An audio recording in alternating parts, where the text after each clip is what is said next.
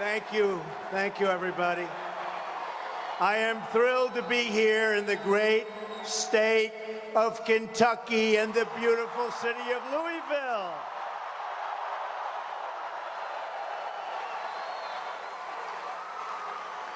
And this place is packed. There are a lot of people outside aren't getting in, but that's all right. We love them too, right? We love them too.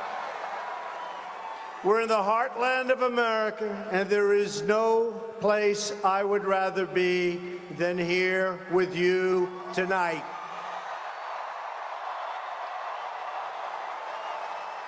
Our first Republican president, Abraham Lincoln, was born right here in Kentucky.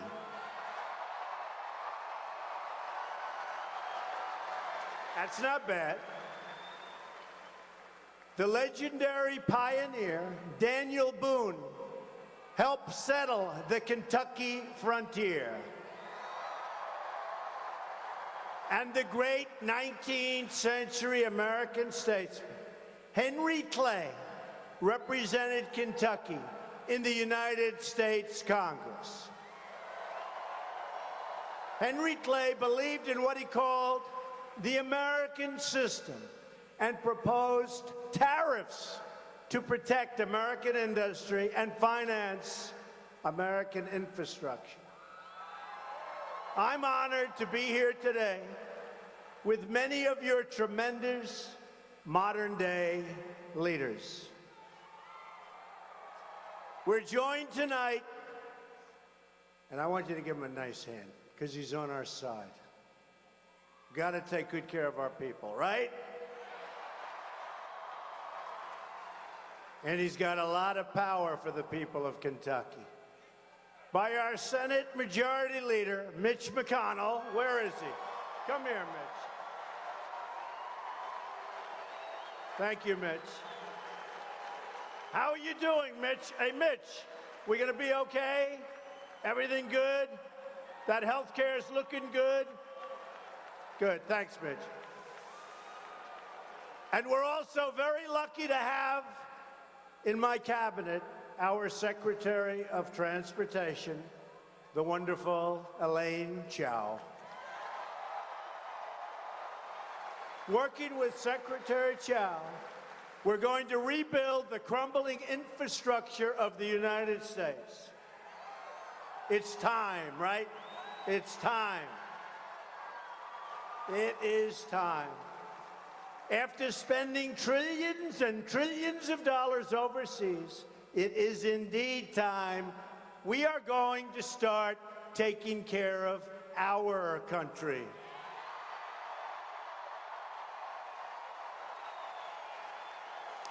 Also with us this evening is your great governor, Matt Bevin. Where's Matt? Matt. Thanks, Matt. Congressman Andy Barr and Congressman Jamie Comer. The state motto of Kentucky is united we stand, divided we fall. We are united.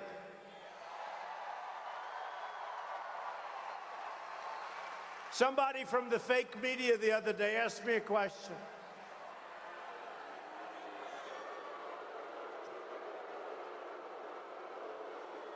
They said, how are the Republicans going to finally get together? I said, wait a minute. We won the presidency. We won the House. We won the Senate. I mean, right?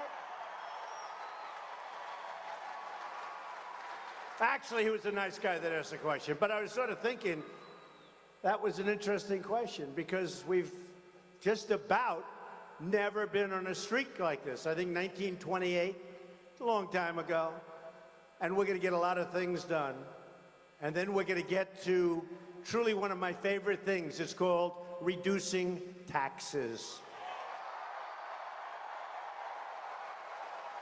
Standing together as Americans, we are going to deliver amazing things for the citizens of Kentucky and the United States. Most importantly, we are going to take power back from the political class in Washington and return that power to you, the American people. It's happening. It's happening. It's happening. It started on November 8th. Remember that beautiful, beautiful day? That beautiful day. I'm going to give it back. That was a beautiful day. They weren't giving us a lot of chance, were they? Remember, there is no path to 270.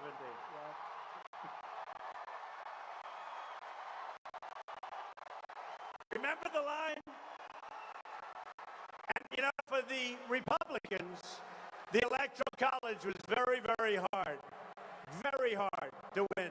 Do you remember the famous line? There is no path to 270. Well, there was a path to 306, but maybe not to 270. But we have a lot of work to do. The fact is, we inherited a mess. It's a mess. I met with the Prime Minister today of Iraq. I met with others, the Middle East, North Korea.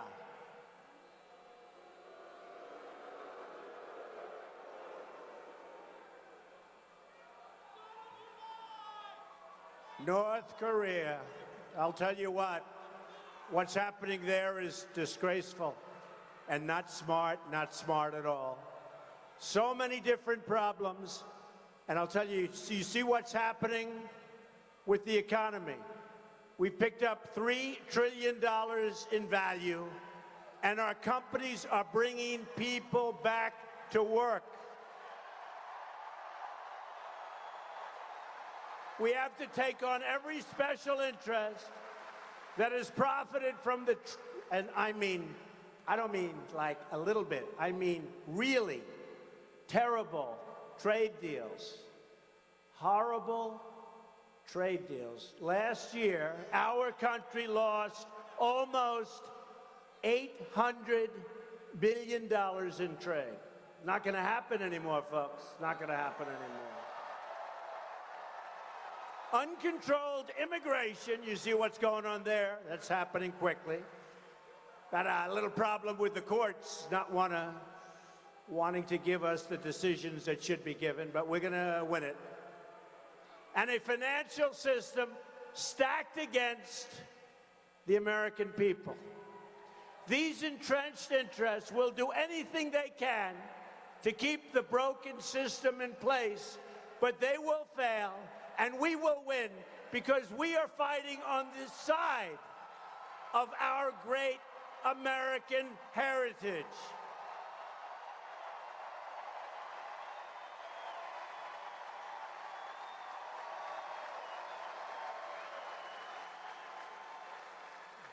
This place is packed.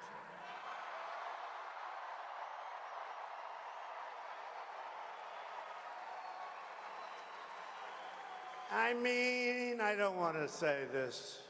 We could have been watching a good basketball game tonight, right? What happened? What happened? That's all right. You've done a good job, right? You've done a good job. Great team, great coach. It's all right. We are going to drain the swamp of government corruption in Washington, D.C. And we are going to keep our promises, all of the promises that we made.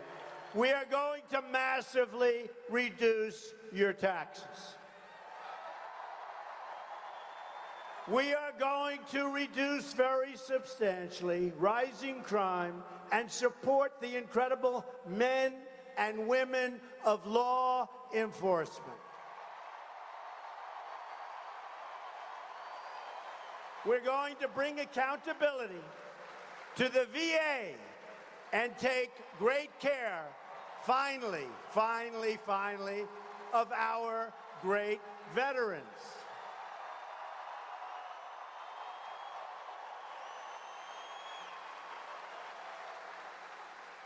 And our secretary, you wouldn't believe it, because I still don't have my cabinet. They won't approve my cabinet.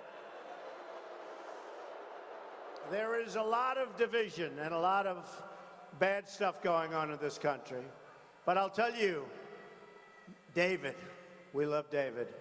David got approved 100-0. Can you believe it? Head of the VA, Secretary of the VA. And you watch what happens with the veterans. It's time we take care of our veterans. We are going to rebuild the United States military, finally.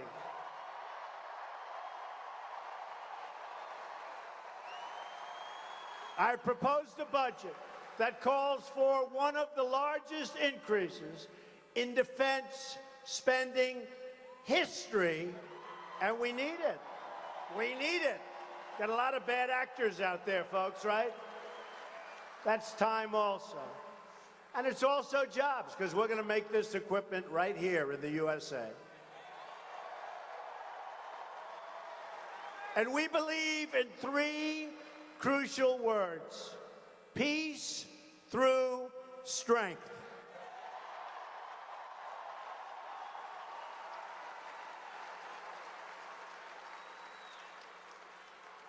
Here's our great Lieutenant Governor, by the way, please. Thank you, darling. Thank you. But we will spend our money wisely with just one negotiation on one set of airplanes. I saved the taxpayers of our country over $700 million. And that's just one of many. One of many. We've also kept our promise to appoint a Supreme Court justice who will uphold and defend the Constitution of the United States.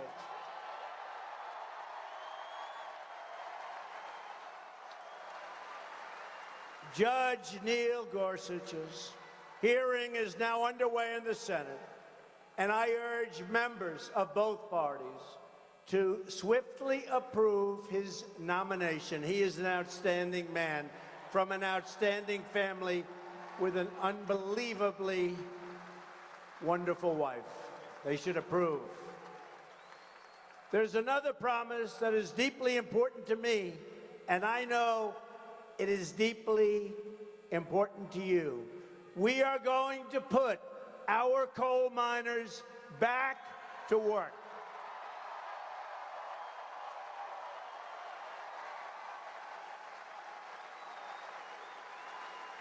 They have not been treated well, but they're going to be treated well now. Clean coal, right? Clean coal. I have already eliminated a devastating anti-coal regulation, and that is just the beginning. You saw that. We got a lot of thank yous from a lot of great people that work very hard and want to keep working. A lot of people are going to be put back to work. A lot of coal miners are going back to work. As we speak, we are preparing new executive actions to save our coal industry and to save our wonderful coal miners from continuing to be put out of work. The miners are coming back. Our new EPA administrator, Scott Pruitt, a Kentucky native, will turn the EPA, environmental, will turn the EPA from a job killer into a job creator. You watch.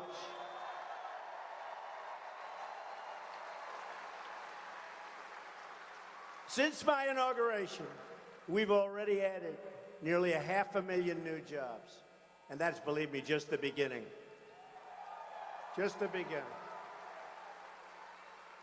And I don't know, do you see those consumer confidence levels, Matt? They're through the roof. I don't even know. I think you're doing as well in Kentucky, but I know you don't like Obamacare. I know. Great guy. We're working to remove regulations on our auto industry so we can make more cars right here in America, including more cars in Kentucky.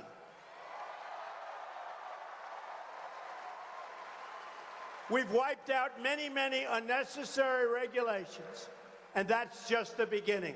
It's continuing on a weekly basis. We're getting rid of unnecessary regulations. We're going to be good for business, and we're going to be good for the workers of America. We've also cleared the way for the Keystone and the Dakota Access Pipeline.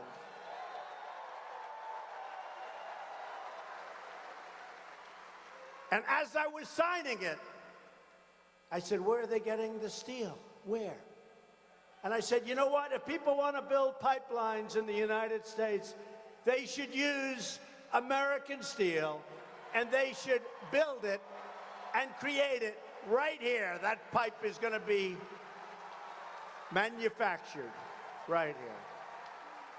That was like a last minute. I'm saying, where are they buying this stuff? Like Henry Clay, we want to put our own people to work.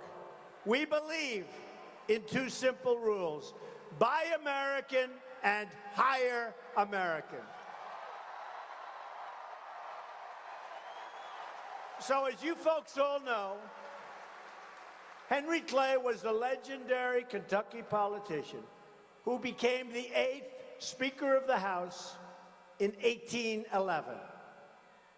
You know, they compared my campaign to Jackson, President Jackson, right? Of 1828. I said, can you imagine having to go back that far? And they said this was even more severe. But we did a good job. Did we do a great job together?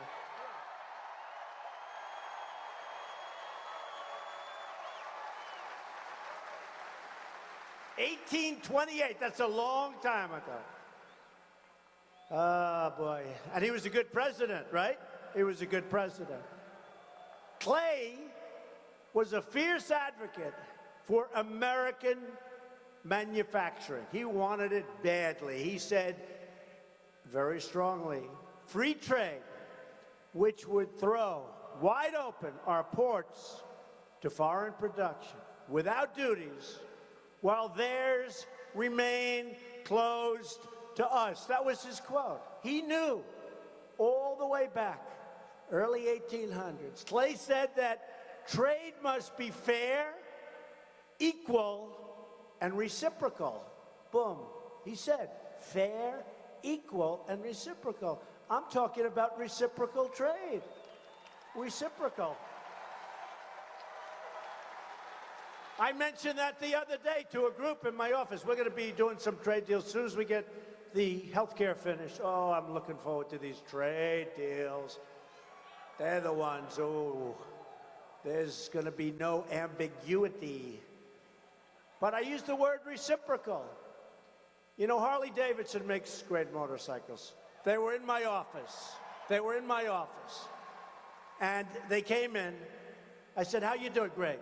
How's business? Great. How do you do overseas? Well, it's tough. We have some countries that charge us a $100 import tax. I said, 100%, think of it. They want $100 on that 100%. So I said, how do you do? Not so well. It's tough. They have other countries that charge a lot. We want reciprocal. So if they're going to charge us 100%, we're going to charge them 100%.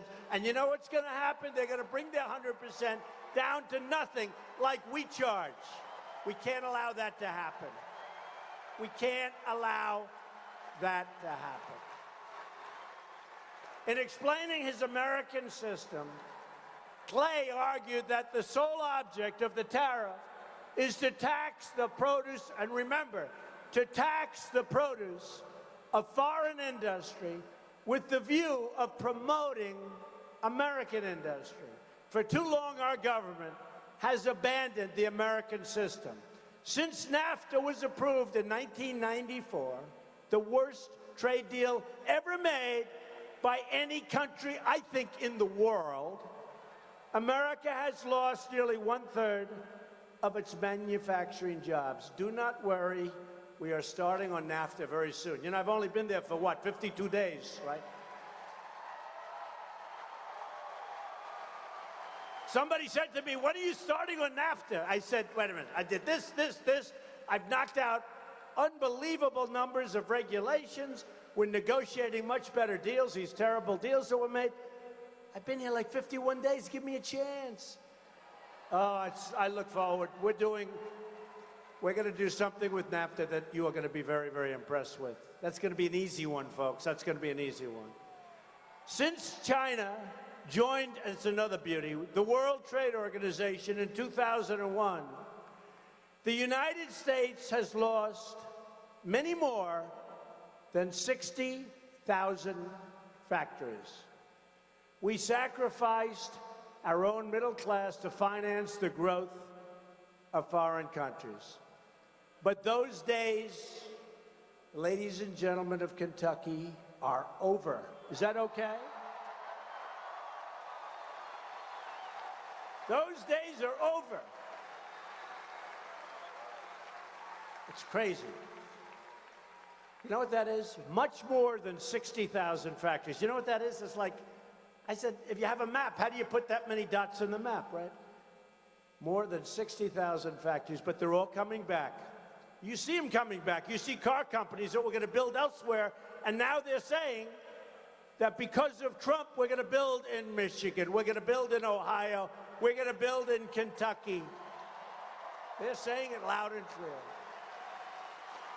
Because from now on, it's going to be America first. America first.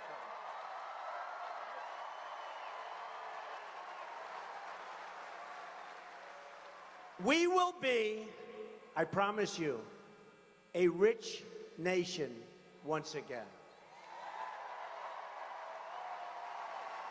And we will do what we have to do, and we will not allow other countries to take advantage of us like they've been doing to a level that's hard to believe. Hard to believe. Not going to happen. Not going to happen anymore, Kentucky. Remember that, okay? You just worry about your basketball team. I'll take care of the rest.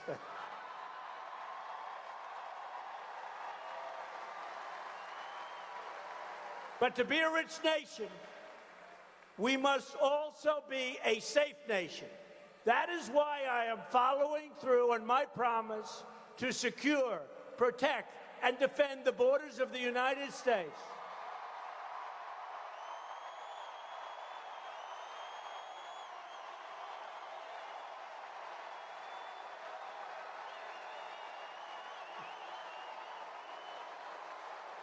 We will build, that's right, a great, great border wall.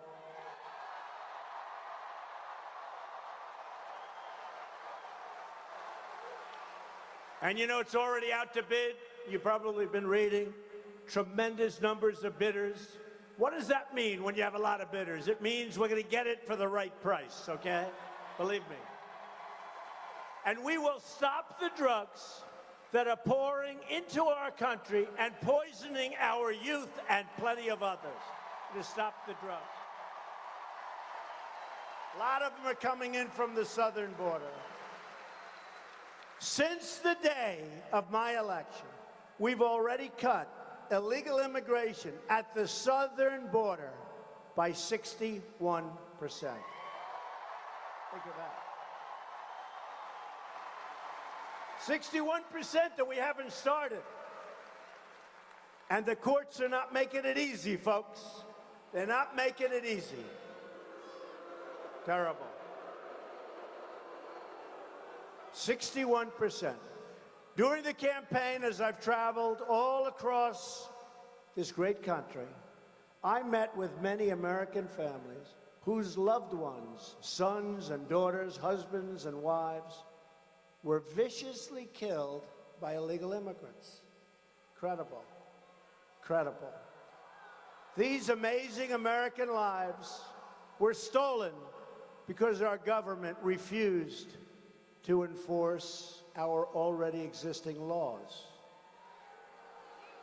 These American victims and their families were ignored by the media. The media doesn't want to talk about it.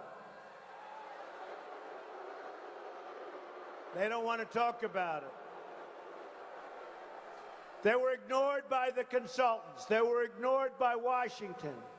But these Americans were not ignored by me. They were not ignored by you. You showed that on November 8th. They were not ignored by you, and they will never be ignored by any of us. As we speak tonight, we are finding the drug dealers, robbers, thieves, gang members, predators, killers, and criminals of all types preying on our citizens. You've been seeing it, you've been reading about it, and you've been seeing it. One by one, they are being tracked down and thrown the hell out of our country, and we will not let them back in.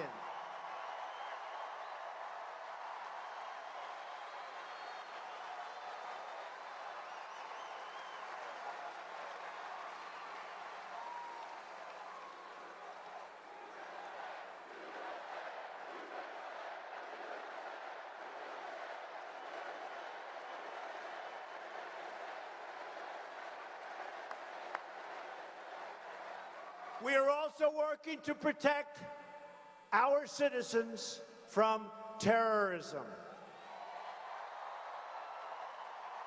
We have seen the devastation at home from 9/11 to Boston to San Bernardino and many, many other places. We've seen attacks overseas in France, in Germany, in Belgium. It's time for intelligence and common sense to be used. The single best way to protect, and you have to do this, you have to do this, and to keep foreign terrorists from attacking our country is to keep these foreign terrorists from entering our country in the first place.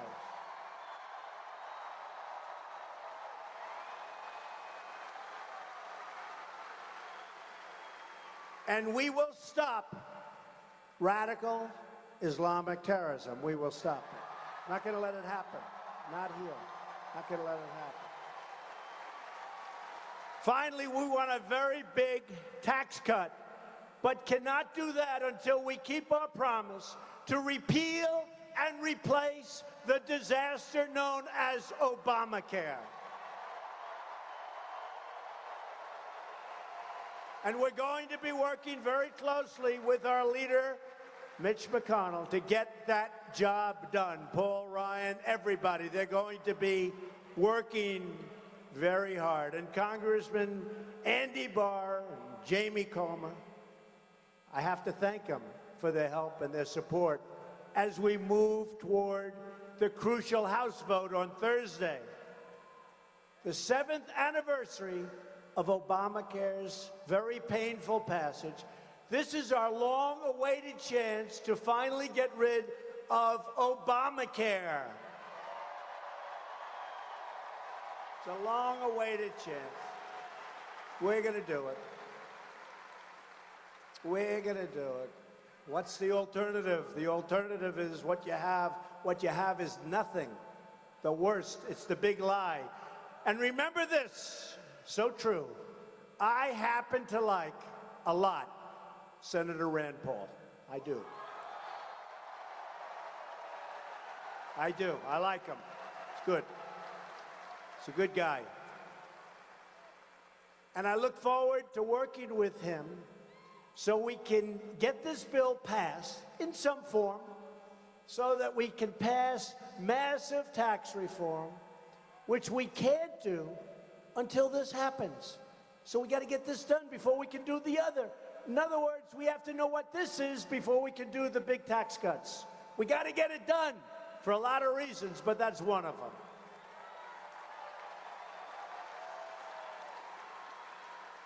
And it's important to realize how we got to Obamacare in the first place. Back in 2009 and 2010, House and Senate Democrats forced through a 2,700-page health care bill that no one read and no one understood. By the way, today it's thousands of pages more. It's not even understandable. They ignored the public, they ignored the voters, and they jammed a massive, failed health care takeover right through Congress. And this is what we have. It's time for Democrat leaders in Washington to take responsibility for the disaster they and they alone created. Remember when President Obama said, if you like your plan, you can keep your plan. If you like your doctor, you can keep your doctor. Nobody brings that stuff up, do they? Do they ever bring it up? Matt, I don't think so, right? They don't bring it up. Notice how they forget all those things?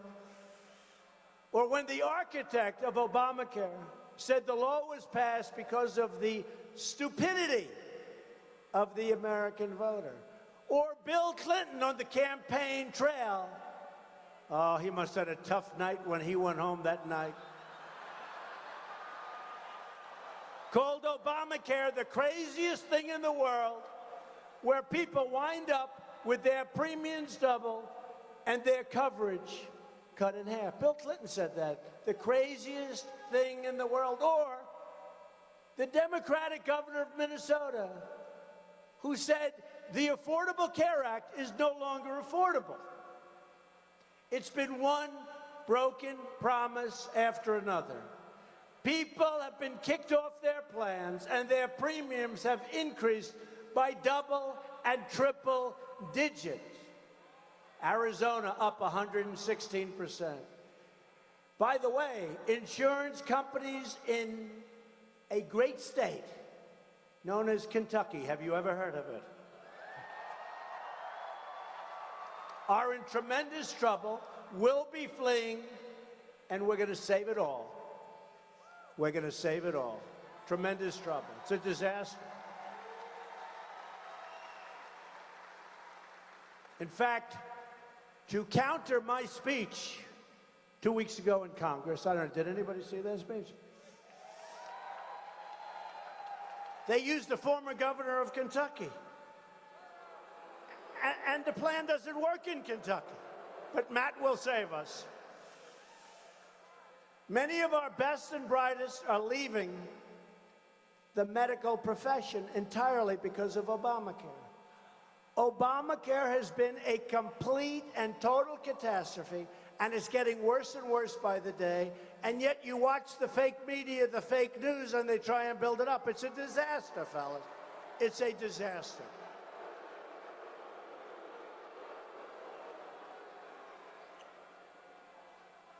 Well, it'd be great if they told the truth about Obamacare. It would be so wonderful for the people of this country because it would just sail right through. Our plan would sail right through. 1/3 of the counties in the United States now have only one Obamacare insurer left. Some have none. And in your state, it's worse. In a recent interview, your governor, Matt Bevin, who's right here, so I better be careful, said that Obamacare was a disaster in Kentucky. Is that right? I'm quoting that so accurately. And it is. It's been an absolute disaster. Half of our counties only have a single provider right now. It's a financial disaster waiting to happen right here in your own state. Thursday is our chance to end Obamacare and the Obamacare catastrophe and begin delivering the reforms our people deserve. Big thing. Then we get to tax cuts. Big thing. And remember, we're going to negotiate, and it's going to go to the Senate and back and forth. The end result is going to be wonderful, and it's going to work great. Once this is done, we are also going to work on bringing down the cost of medicine by having a fair and competitive bidding process. Some people think that's just as important as health care. The cost of medicine in this country is outrageous, many times higher than in some countries in Europe and elsewhere. Why? Same pill, same manufacturer, identical, and it's many times higher in the United States. You know why? Campaign contributions, who knows? But somebody's getting very rich. We're going to bring it down. We're going to have a great competitive bidding process. Medicine prices will be coming way down, way, way, way down, and that's going to happen fast. And we're just adding that to the bill. I said we got to add that to the bill. We're going to do a bill later. We're trying to add it to this bill, and if we can't, we're going to have it right after. You have some crazy arcane laws, folks, just in case you haven't heard. I am confident that if we empower the American people, we will accomplish incredible things for our country, not just on health care, but all across our government. And by the way, that Second Amendment is very, very safe right now.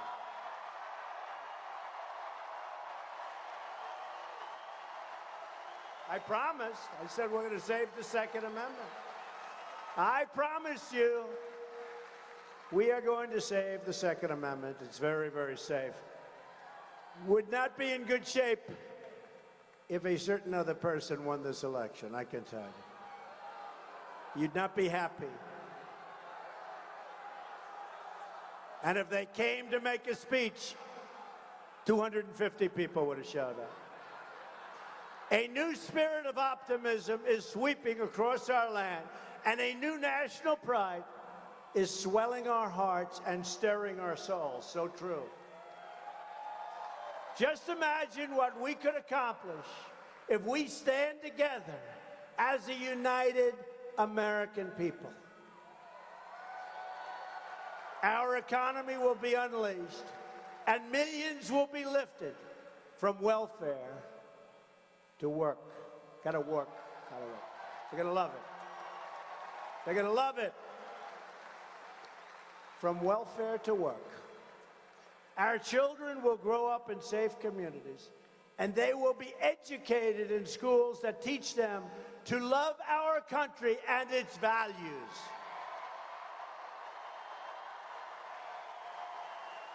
Our inner cities will find a rebirth of hope, safety, and opportunity. And you know, your San Francisco quarterback, I'm sure nobody ever heard of him.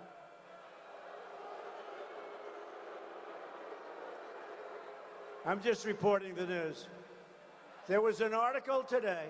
I love to report the news, and then they said I made a mistake, right? I said, no, the people reporting the news made a mistake if it's wrong. But there was an article today, it was reported, that NFL owners don't want to pick them up because they don't want to get a nasty tweet from Donald Trump. Do you believe that?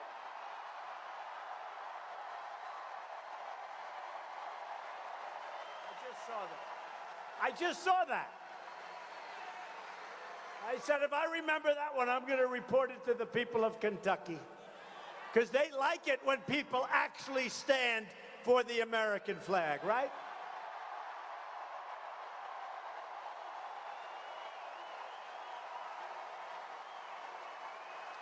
Our struggling industries are going to be revitalized, and our dying factories will come roaring back to life. It's already happening. And in our dealings with other nations, we will find a new era of security, cooperation, and peace. And we won't be played for the fool, and we won't be played for the suckers any longer. This is the future that awaits us if we embrace our destiny as Americans, which we did. This was one of the greatest things, one of the biggest events ever to happen in our country. And we're going to make it even better than anybody ever thought possible. That's happening already. We are one people, and we share one fate. Whether we are black or brown or white, we all bleed the same red blood. We all salute the same great American flag. And we are all made by the same Almighty God.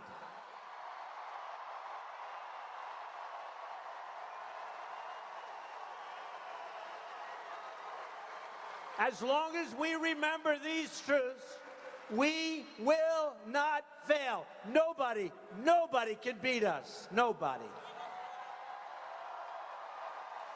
We are Americans, and the future belongs to us. The future belongs to you. This is your moment. This is your time. And this, the United States of America, is your country again.